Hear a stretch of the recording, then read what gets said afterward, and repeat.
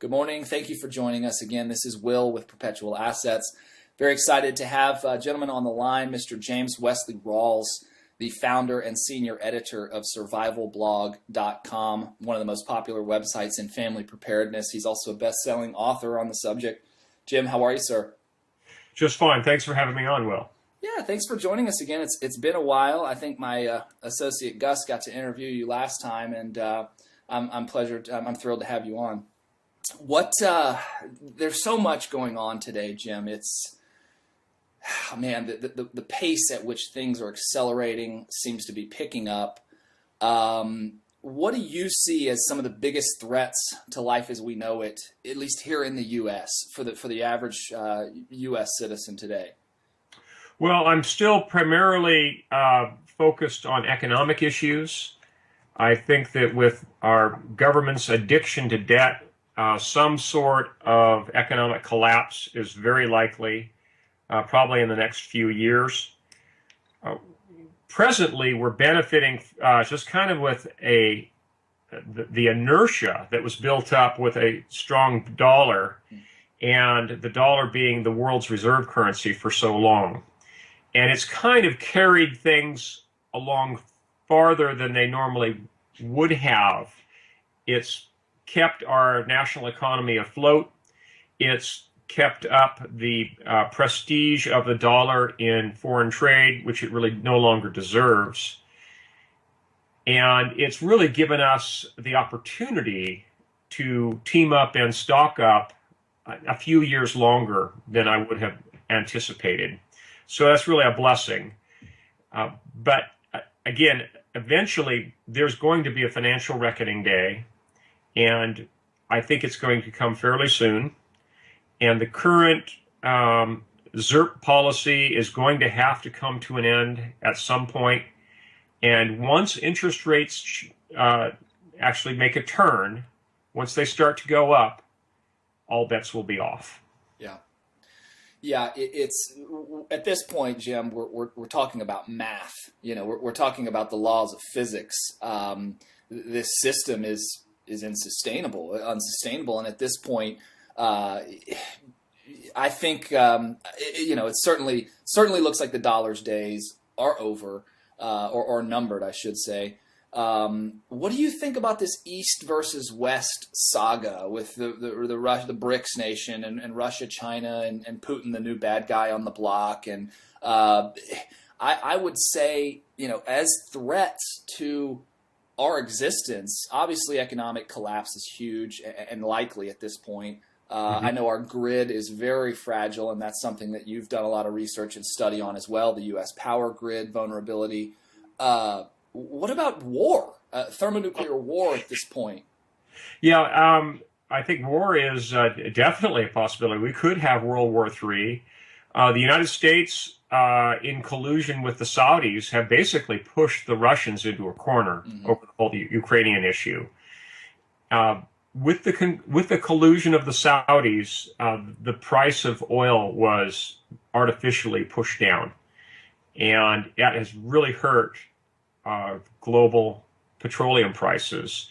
And Russia, as primarily a natural gas exporter, has really suffered because of that.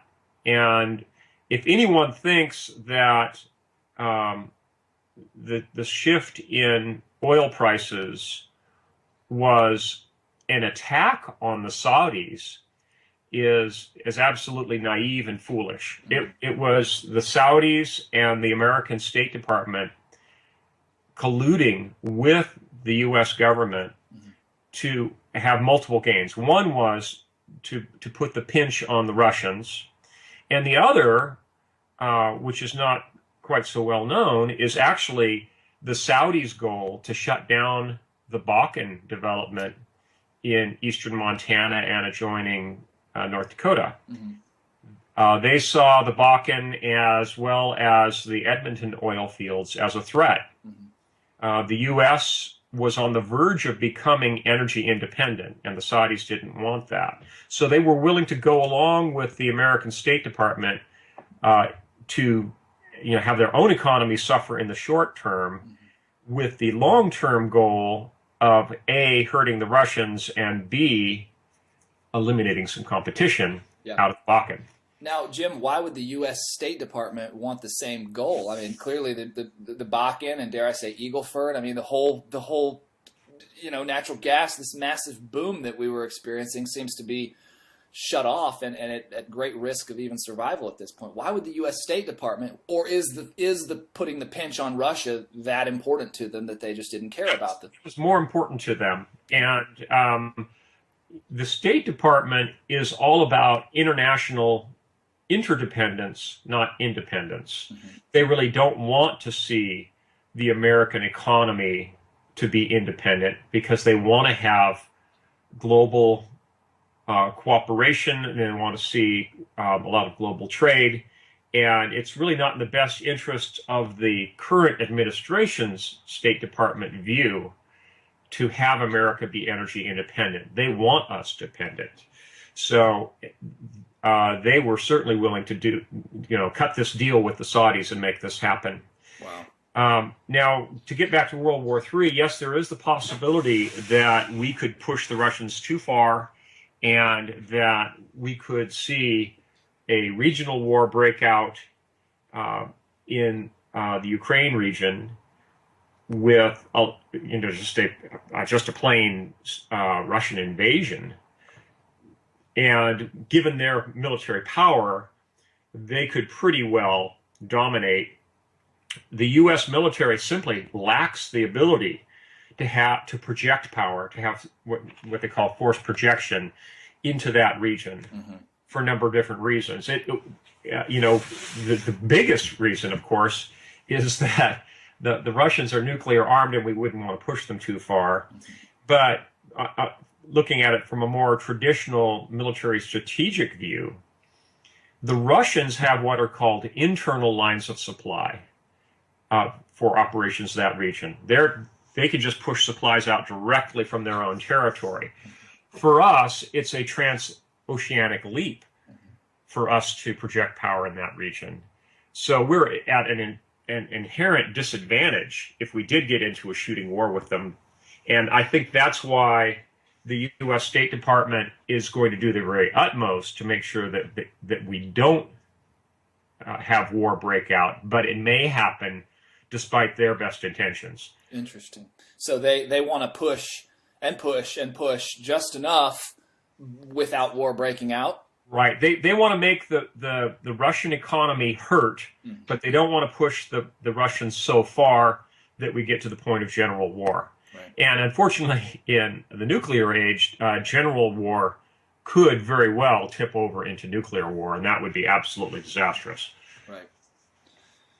Yeah, and it seems like I came across an article this morning regarding the UK and just some of the legal precedents and things that they've been doing to make war more likely, at least on an international scale. So it's scary. Do you think if you were to give your hunch, what do you think? Do you think it's going to go there?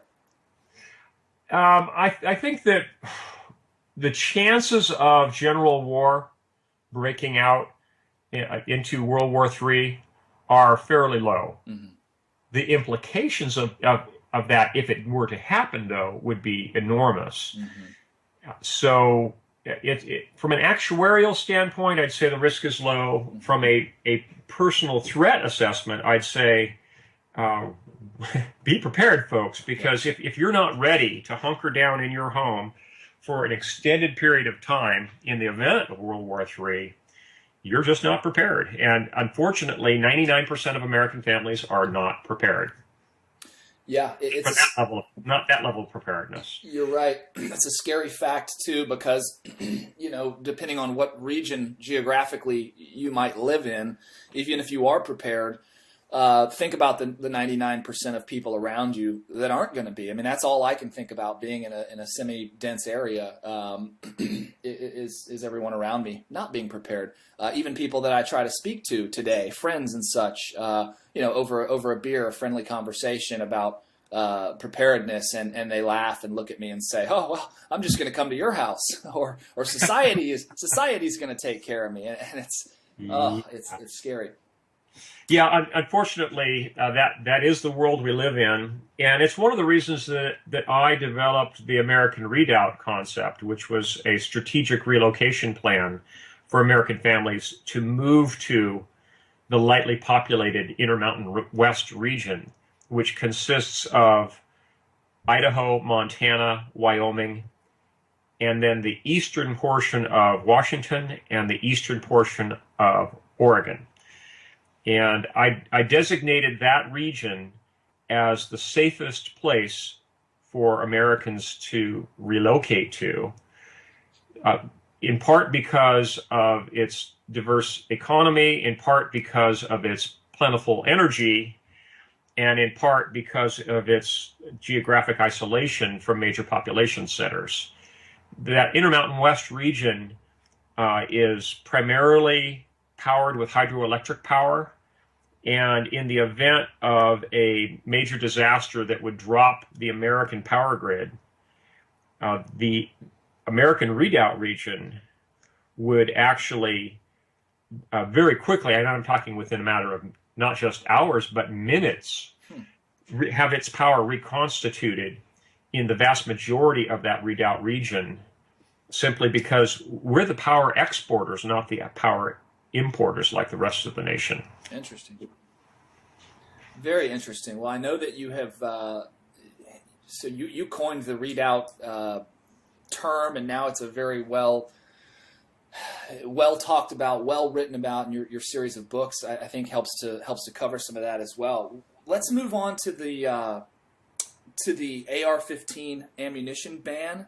Okay. I've got to be honest, I don't know much about it, but I'm happy to ask you because I know that you're an expert in the field. Who was behind it and why, or what's your opinion?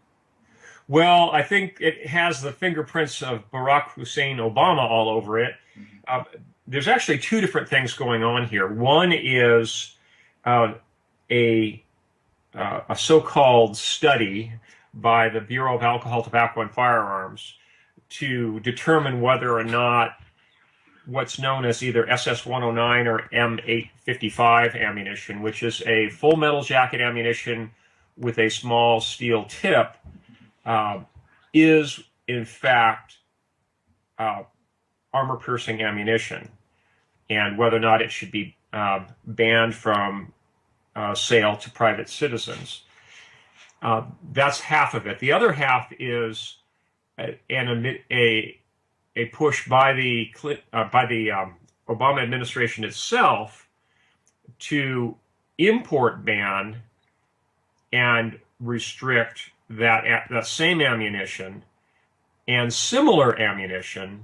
I think they might go so far as to have that include all full metal jacket ammunition for rifles.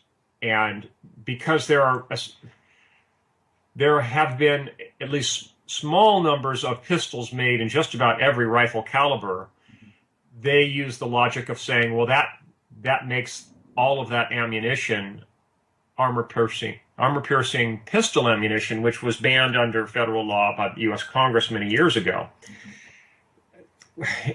In fact, the SS-109 ammunition was not designed as armor-piercing ammunition per se, and it only has very slightly better penetrating capability than standard ball ammunition.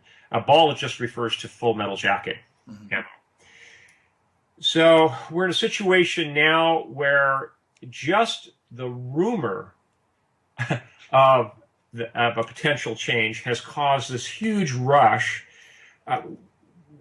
The American civilian arms industry has spent the last 4 years trying to catch up on the demand for ammunition, and it was just getting to the point where they were catching up and ammunition prices were falling, and ammunition supplies had become plentiful for just about everything except .22 rimfire. When this news came along. And now there's this huge rush to try to gobble up every bit of, again, it's called SS-109 or M855 ammo. It's commonly called green tip ammunition for 5.56 NATO, which is the military equivalent of .223 Remington. There's a huge rush for this ammunition that's gone on. the ammunition had gotten down to about 35, 40 cents a round just before this news broke 2 weeks ago. Now the price of the green tip ammunition has jumped to $1.50 or $1.60 per round. So it's basically quadrupled in price in just 2 weeks. And anyone who was sitting on a good pile of it, like a lot of the readers of my blog, survival blog readers are famous for sitting on mountains of ammunition. Yeah. They're sitting pretty, but everyone else is busy playing catch up. And the rush for this particular ammo is so great. When people are not finding it in the stores, they're basically buying any 223 or 5.56 ammo they can lay hands on. And so it's snowballed into a general rush for 5.56 ammo. And I have a feeling that for the next year at least, even if the BATF does not finalize its plans to ban this ammunition, just the market dynamics alone will mean that there'll be a great shortage and a ratcheting up of prices of all 5.56 millimeter NATO ammunition for at least a year. So, folks, if you don't have it, do your best to find it, but don't be surprised if you can't find it, and if the dealers are now charging at least $1 per round, if not $1.50, $1.60. And I think before this ends, we may see the price of green tip ammo go to $2 or even $2.50 per round. Wow. So it's about supply and demand. Yeah, and it's interesting that you say that. Someone mentioned to me not long ago when we were talking about the subject of gun control and these events that will happen. Maybe it's a shooting somewhere, shrouded with lots of media and lots of talk within the administration about, we got to remove these high-power rifles, whatever the case may be. And someone made an interesting point to me the other day. They said, Will, what happens every time you get one of these scares? Here's a perfect example, this ammo ban scare. What happens? Well, you get massive amounts of U.S. populace that run out and arm themselves and buy guns and buy different calibers of ammunition. They just load up. And then nothing happens legislatively. Typically, nothing happens. There's a shooting, everybody loads up on ammo, the prices skyrocket, they come back down. And it was a very interesting sort of, this individual was saying, maybe there's this crazy conspiracy to arm the American public even more heavily this way. Well, I don't think that President Obama has the goal of encouraging people to be well armed. But for several years running, he's been called the gun salesman of the year because he's, unwittingly caused huge numbers of guns to be sold and manufactured. There's been such a demand for the AR-15 family of rifles, which are basically called black rifles or M4s, a lot of different names for them. But it's all the original Stoner Armalite 223 design. There's been such a demand that just during the 2 terms of the Obama administration, there's been an extra 3 million AR-15 family rifles produced. Wow. And that's in addition to the normal demand, which was already pretty huge. But we're talking an extra 3 million black rifles out there. Wow. Because of nervousness over potential bans. And for every one of those rifles, there's a huge demand for ammunition, for magazines, for web gear, for scopes, all the accessories, cleaning kits, and the whole works. Yep. It's actually been quite a boost to the economy. And ironically, the American small arms industry was about to collapse because of overproduction just before this news, and now it's been revitalized. I would say it's perversely ironic, but it's kind of in a sweet way, so kind of dulce et decorum est, as they say in Latin. Right. Yeah, it's this premise of disarming the American people is, I find it a bit laughable, Jim. I mean, granted, I'm in Southern California, and this is socialist haven out here, and everybody hates guns. And if you own one, you must be some crazy kook who moved here from Texas.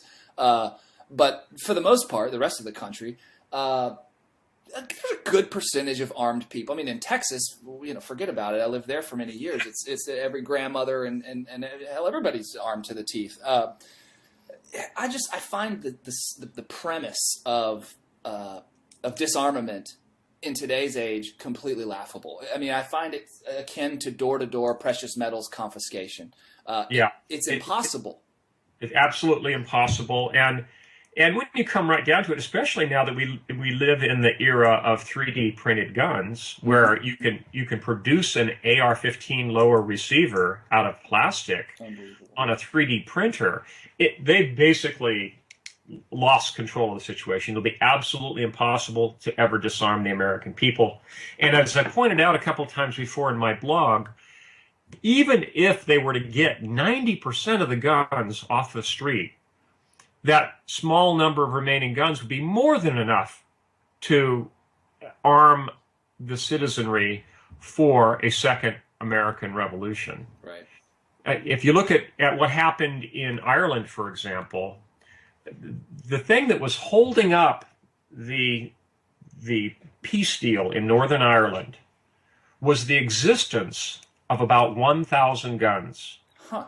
That held up the Irish peace process, as they called it, for about 10 years, until they finally got the IRA to agree to supposedly turn those guns in for destruction. I think there's actually still quite a few that are hidden in basements or whatever. It was just 1,000 guns.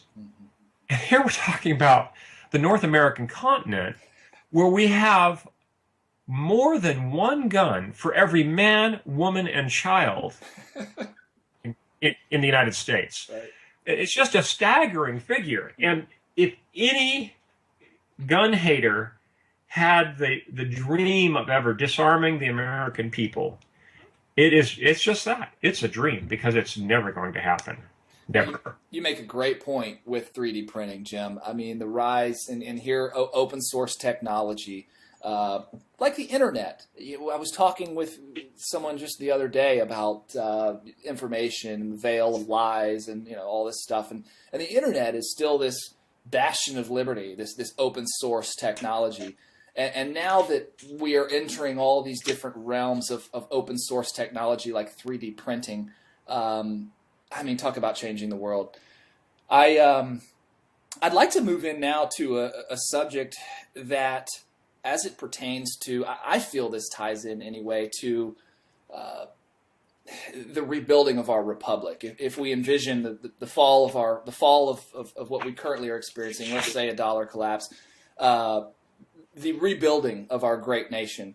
What do you make of the country of China, this premise that the Chinese have been acquiring U.S. property in pretty great numbers, different infrastructure? I think a lot of it is financial infrastructure based on, basically debt that is owed to them, and they're now seizing properties. What do you know of this, and how do you think it'll play out in a rebuild scenario?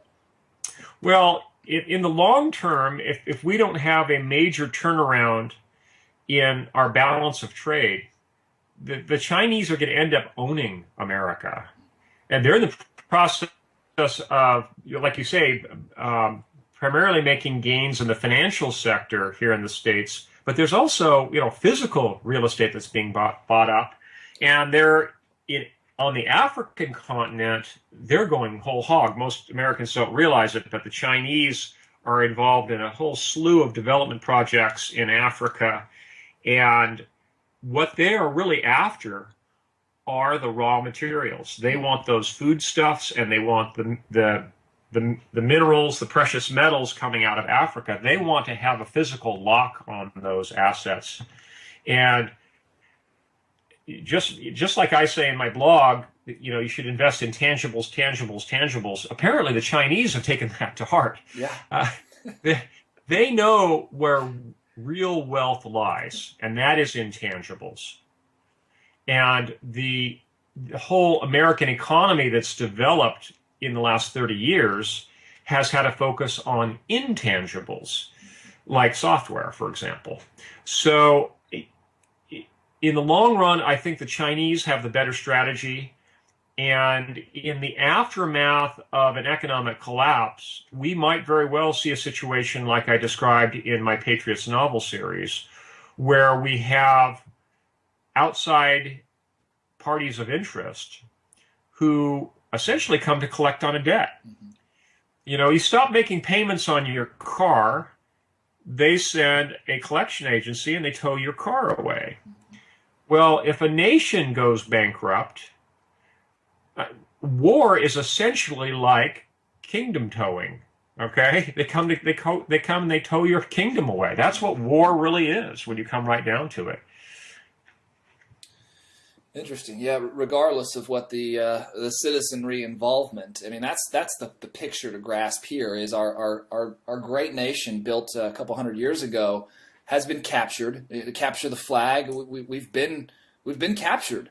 And now, I don't know for the last, you could argue, however long we've been captured for by a criminal cabal, but for however long, this group of criminals has represented the U.S. country, treasury, sovereignty in international relations and everything. And I fear that you and I, my friend, are going to pay, our children are going to pay for it someday. I think you're absolutely right, Will. In the long term, you really have to look at who holds the title, who really controls those assets on a multinational level. They're really the real victors in this whole struggle. And right now we have an administration and a Congress that has basically sold out to international banking interests, and they are beholden to those interests to the point where in the next few years, I think we'll see international treaties trump domestic policy and domestic legislation because, let's face it, these people know who's buttering their toast. They know who really owns these assets, and they're going to bow and scrape before them. You know, and the war piece being kingdom towing analogy is really perfect. I think it makes perfect sense. It's we can even envision a future date where some other sovereign takes claim to a bunch of the U.S. based on promises and promises that weren't met. And then we could potentially envision a republic, an overthrow again, but that's going to take war. I mean, if you're going to claim your sovereignty back, you're going to have to fight for it. That's right. Jim, let's move on to Greece, and kind of in closing, I'd like to get your opinion on Greece, the Ukraine. I mean, all of that area is really what's taking place over there with this East-West saga is very interesting. But the Greece, it looks like the Greek people are basically going to give the European Union the finger. And if that happens, it seems like it may be the final nail in the coffin of this debt-based fiat system. Well, yes, with Cyprus and then Greece, we saw an attempt to essentially collect on a debt at the taxpayer level, and it didn't go over very well because they didn't really have the muscle to back it up. There was, they wanted to levy everyone's accounts to the tune of 10% or more, but the national government in Cyprus and then in Greece realized that they wouldn't be a government anymore. They would be run out of office en masse if they attempted to do that fully. So in Europe, with the euro and the great disparity between the Northern European tier and the Southern European tier, in the long term, it illustrated that the euro is not sustainable. You really can't have a a single currency that spans so many countries that are that economically diverse, because you're always going to have winners and losers in that game. And the winners actually were, in the short term, countries like Spain, Italy, Greece, that were on the southern tier because they had the weaker economies, and they had the benefit of the purchasing power of the euro. So it's really hard to say how it will all play out in the long run. There very well could be war in Europe again over this issue, but I think in the short term, we're going to see a lot of instability. We're going to see cracks in the euro structure. We've already seen the demise of the U.S. petrodollar, and I don't think there's going to be ever going to be a petro-euro because of this. We may very well see the establishment of a whole new currency regime coming out of this, because the euro is going to suffer greatly in the long run, because they can't have a taxing regime to match a currency regime. Yeah, it's I know Europe is across the pond. It's over there. It's not in our backyard. Are these issues really our issues? But the fragility of the entire system, the financial system, the banking system, the trillions upon trillions of derivatives that are laced into the system. When we have a default, that's when dominoes really start to fall. Do you? I know that you believe in you're not of the expatriate camp. In other words, hunker down in the region. Duress. Yeah, I do believe that the United States is, despite its faults, still one of the freest countries in terms of individual liberty. Perhaps not banking privacy any longer, and perhaps not business opportunity like it used to be. But at least we've retained the right to keep and bear arms, which I consider paramount. And there are very few countries where people can relocate to expatriate to that have a similar level of firearms freedom. And I'm not willing to give that up just for the sake of gains in other areas. I'd rather stay in the States unless I'm absolutely forced out. Now, if something came along like a fairness doctrine that would force me as a blogger to provide equal time and space to opposing views, then I would, at that point, I would say, yeah, okay, it's time for me to pack up my bags and move offshore. But unless or until then, I'm going to stick it out here in the States. Yeah, we still have those two pieces: the freedom of self-protection and the freedom of information. Right. Yeah, and I don't necessarily see. I'd like to say I don't necessarily see threats to those two areas today. I think if the powers that be tried to start really censoring information, I think you'd have the equivalent of an attempt of gun control. What do you think? Yeah, it is basically an analogous situation, and the limits that the potential tyrants face. The real limit there is the forbearance of the American people. It's not limitless. At some point, there will be a breaking point, and it's difficult to say when that will be reached. But once it is reached, the whole, if there's a second civil war in this nation, I think it will be very short, and we'll have a very definite outcome. And it won't be in the best interest of those who would attempt to oppress us. At that point, Jim, we may even see the socialists in Southern California take up arms. Well, yeah, people recognize the common threat. And that's what they were on the verge of in places like Cyprus and Greece. And that's why the powers that be basically had to back down. Yeah. What do you think? Do you see a trigger point? Do you see a massive? I mean, I think that the end all is with this economic collapse when the 99% of American folks wake up and their bank accounts have been zeroed and their stock accounts have been zeroed and their currency itself has been zeroed. I think that's an ultimate waking point. I mean, Sure. obviously Yes, an that's a invasion, total wake-up call. Yeah. yeah, I mean, a foreign invasion, I think, might be the equivalent, but I think that's a pretty low likelihood scenario. Hmm. Well, Jim, it's always a pleasure, my friend. It's been too long since we've spoken. I really appreciate your time. Is there anything you wanna leave with the audience before we let you go?